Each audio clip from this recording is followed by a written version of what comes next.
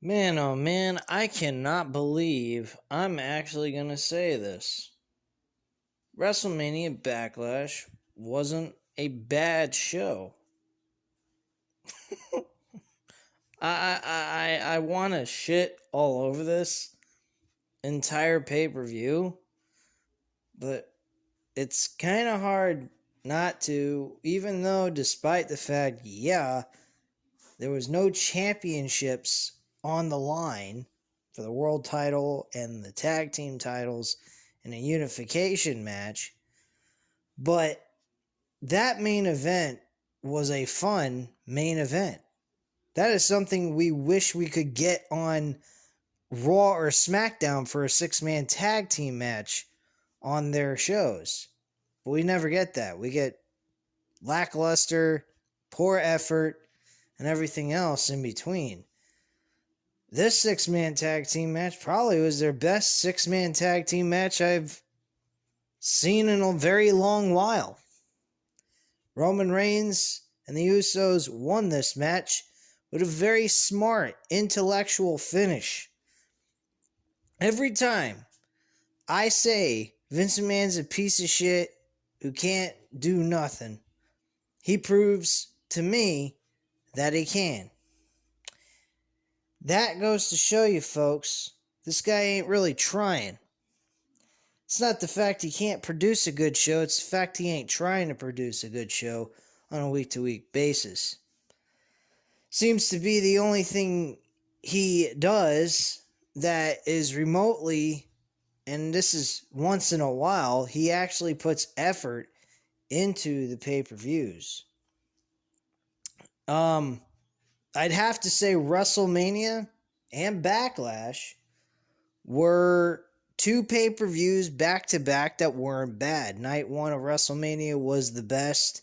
Night 2 was, whatever you want to call Night 2. I think that was fucking bloody awful. I think there was a couple of matches on that show for Night 2 that was okay, but other than that, it really wasn't all that big of a deal. And Backlash wasn't a bad show either. I mean, there were several good matches that you could go back and enjoy.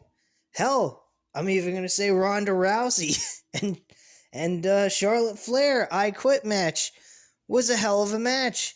They made up for the terrible match they produced at WrestleMania 38.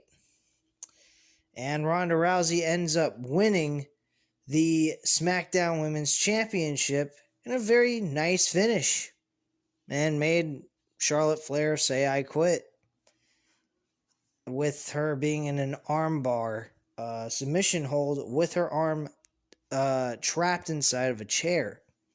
Not to mention, another funny thing that was hilarious is a fan was wearing a Fiend mask in the front row, and Pat McAfee acknowledged that and said, "Is that the Fiend in the front row?"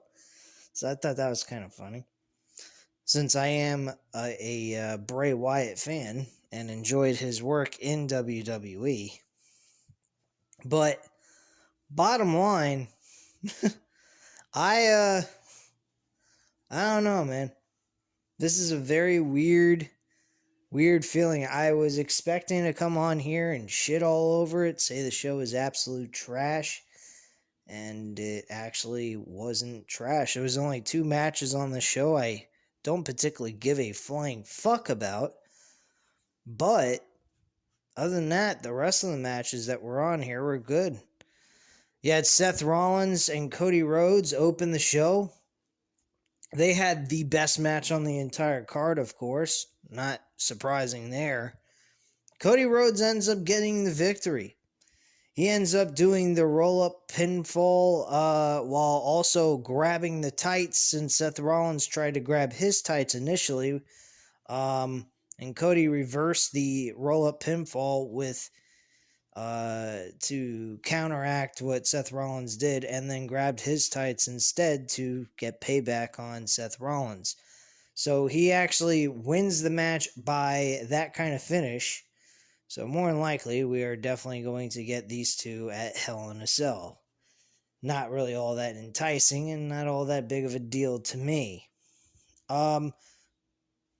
The next match after that, and I'm just going to start going in order now, was Almost versus Bobby Lashley. This was a shit match. Didn't really care for this. It wasn't anything of importance. I don't think any of us should even give a flying fuck about this match. This was garbage. And Almost actually wins the match and picks up the victory. Don't really care about that. The opener with Seth Rollins and Cody, I'm giving that a 4.5 out of 5 stars. That was probably as good and possibly even a little bit better than WrestleMania 38, but I'm going to say WrestleMania 38 was better since it was the original match they had. Usually the original match is always better than the rematch. Almost and Bobby Lashley, I'm giving that a 2 out of 5 stars. Then we had Edge and AJ Styles in a rematch as well. This is a event of rematches, but rematches that were decent and fun. This match was actually a little bit better than WrestleMania 38, I'd have to say. And Edge picks up another victory. So there was no 50-50 booking here. There was a masked person outside by the ring, and it was Rhea Ripley. She managed to grab AJ Styles' arm. He suffered some issues with his shoulder, and in the meantime, while he was trying to do the phenomenal forearm to Edge in the middle of this match, Rhea Ripley climbed up the rope on top of the apron and actually grabbed AJ Styles' bad arm, and while he was in midair, she grabbed his bad shoulder with his arm and pulled him down over the rope, hurting his arm. And then Edge applied the submission crossface, which he calls the HK now, and applies that submission directly underneath the chin, making it more like a sleeper hold while also being in a crossface. He pretty much put AJ Styles to sleep. He did not tap out. He just fell unconscious, and the match was over. Solid match. Smart idea by WWE, and not very hard to figure out or complicated to realize that Rhea Ripley is a good fit for the Judgment Day faction that Edge has now created with Damian Priest. So now we have 3 members of this group. I think this faction idea is a great idea. I do like factions. I think it helps out young stars that are lost and have no way, they have no identity yet. And factions usually help them build identities. If you want to look at Evolution, that's a prime example. The 4 Horsemen was another way of creating identities. They made each and every one of those guys memorable in some capacity, whether they became a mid-card wrestler, a tag team specialist, or what have you. They actually succeeded with that faction. And there's so many other list of factions that you could talk about over the history of wrestling that helped out everybody in some capacity. So factions are very helpful in some ways, especially building identities for people who are having a hard time on their own. Rhea Ripley definitely is having a hard time since she lost the NXT Women's Championship. So she hasn't really been the same since. So, yeah, that match, I'm giving it a 4 out of 5 stars. Very decent matchup. Very entertaining and fun to watch. The next match after that, we had a match with, I believe it was the SmackDown Women's Championship in an I Quit match. This match was fun. Way, way better than WrestleMania 38's match that they had. WrestleMania 38 was an absolute catastrophe and a very terrible booked match. Now, the build towards this match, I know for certain was trash anyway. Nobody gave a fuck. Nobody really cares about Ronda Rousey or Charlotte Flair in this whole storyline build. But the match itself, I gotta give credit where credit's due. These two women definitely earned it. They beat the shit out of each other. And Charlotte Flair, man, she's got a lot of bruises and marks all over her fucking body. And she got more as the match went on. I don't know what the hell happened during the build leading up to this pay-per-view, but for some strange reason, there was some marks on Charlotte Flair leading up to this match that I never noticed before on her body.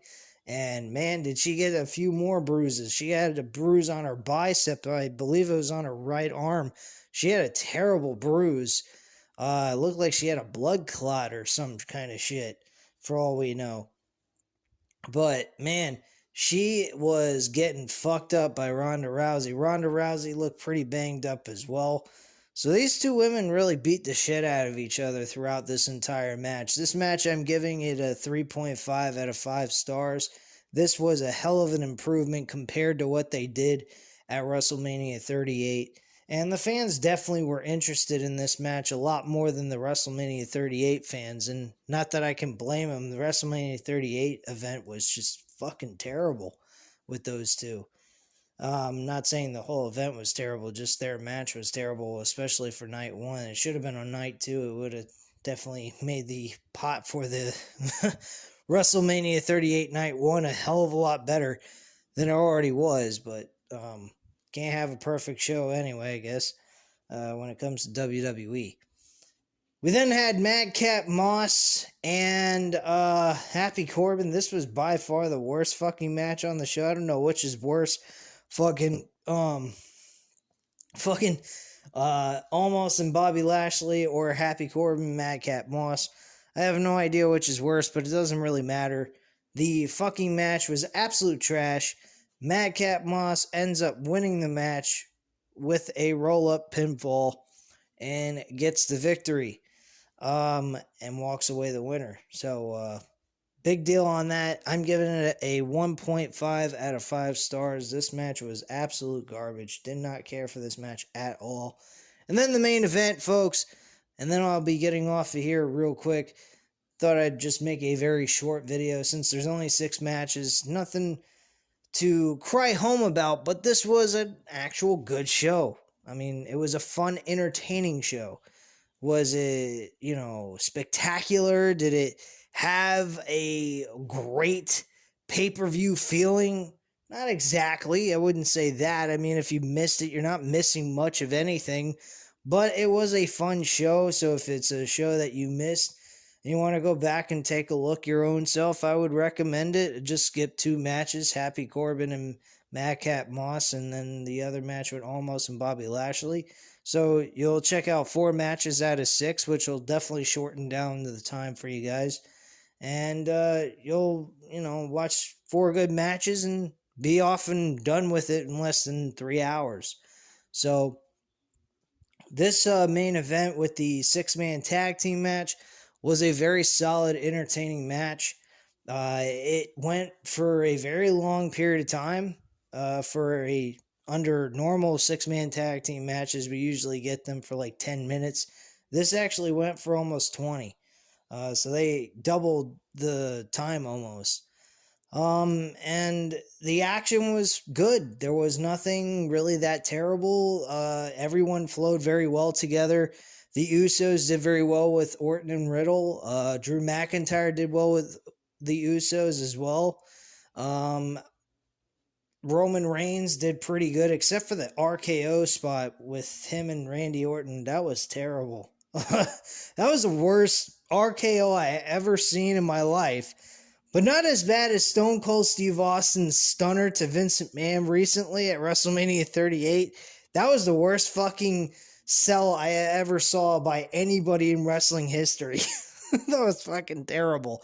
Downright laughable if you really want to ask me. But bottom line, outside of that one spot with Randy Orton and Roman Reigns, this match was fun. It was a entertaining match. But what it's missing is solid, thrilling, and compelling story being told. There's really nothing being told in these matches. The action was good, but the overall presentation of putting a lot of care and build into it week after week going into it was not good. There's not really any effort being put into these shows, and that's why these shows are terrible.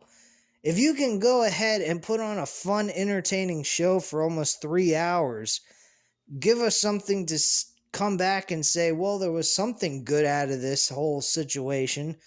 But then you look over the last couple of weeks after WrestleMania 38 and you see the build that you provided.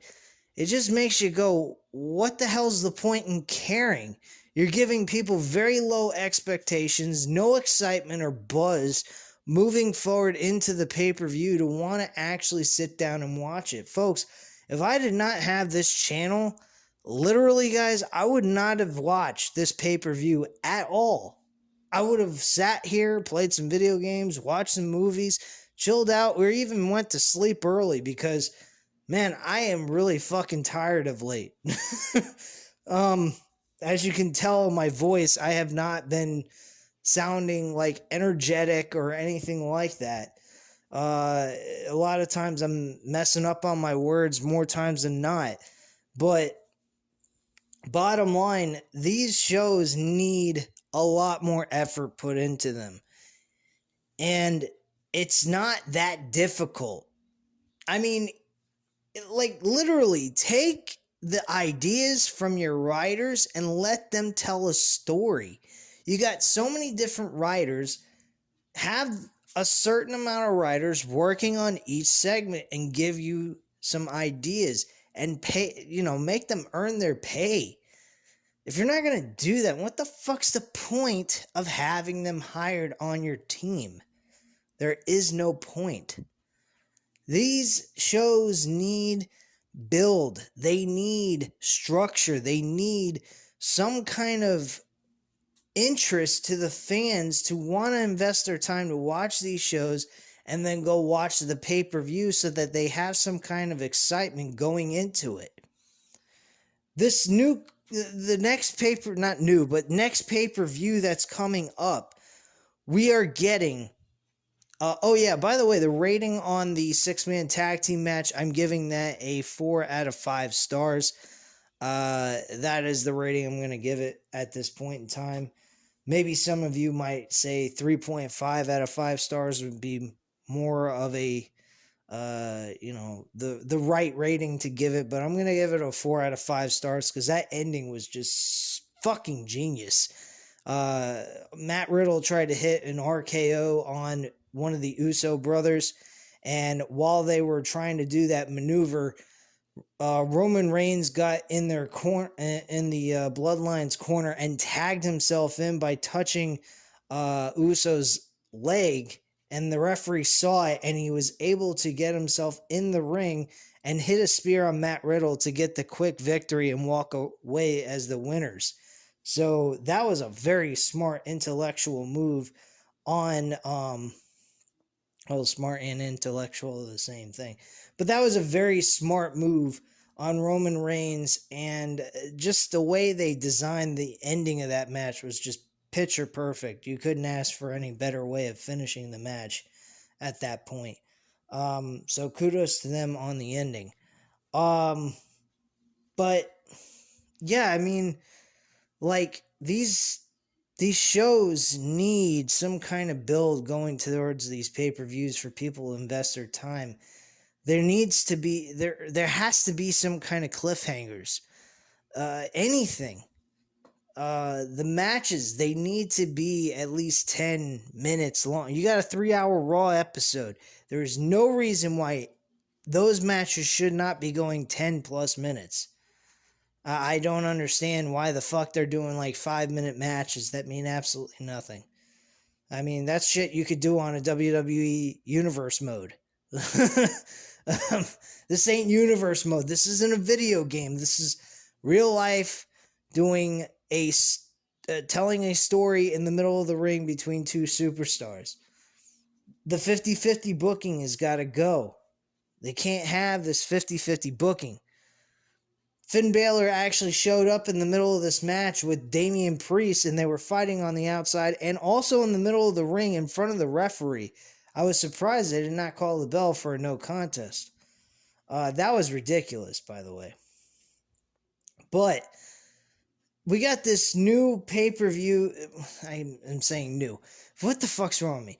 This pay-per-view coming up, which has got to go. These concept pay-per-views have got to go. Stipulation pay-per-views. Hell in the Cell. They advertised at least 2 to 3 times during this pay-per-view. It's got to go. There is no need to have a pay-per-view named after the fucking match. This match should be surprises to people. This match should be able to occur on any pay-per-view known to man. So honestly, this pay-per-view does not need to exist. This should be forgotten about. And yet it continues to go on. And it's a worthless pay-per-view. Because it is very, very easy to predict when we're going to see Hell in a Cell in that year. Back in the day, we used to get one Hell in a Cell per year for one match, and it meant something for the rivalry between the two superstars that were going to be in the Hell in a Cell. Not to mention, the name of the fucking match is called Hell in the Cell.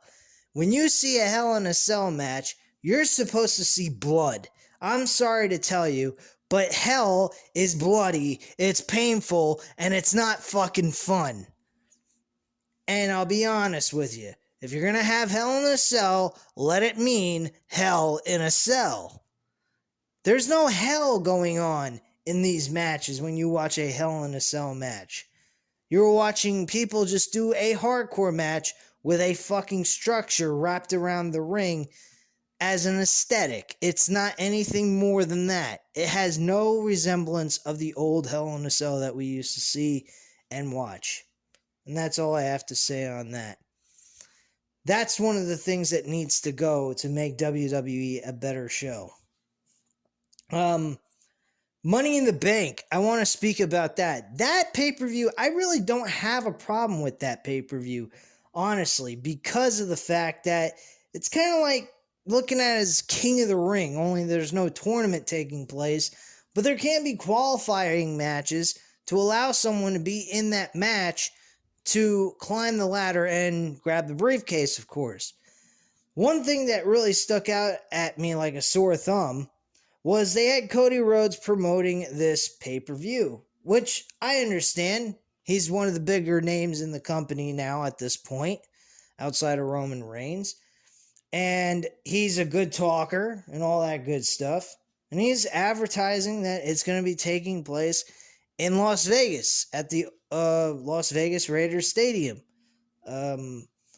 So he goes ahead and he says, do you want to get lucky and win the Money in the Bank briefcase to main event WrestleMania?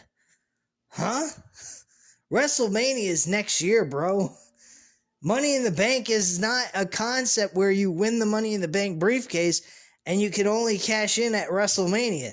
You're able to cash in on any show known to man whenever you feel like it. I could not understand why the hell they had him say that. That made absolutely no sense. So I'm just going, what the fuck am I listening to here? So there must have been some kind of mistake there when they advertised that. I have no idea. But anyway, guys, I'm looking forward to the Money in the Bank briefcase. Again, I believe it's going to be Cody Rhodes that wins the men's Money in the Bank briefcase at this point. So that's my prediction. I don't know who you guys are picking to win that, but I think Cody's going to be the guy to win it.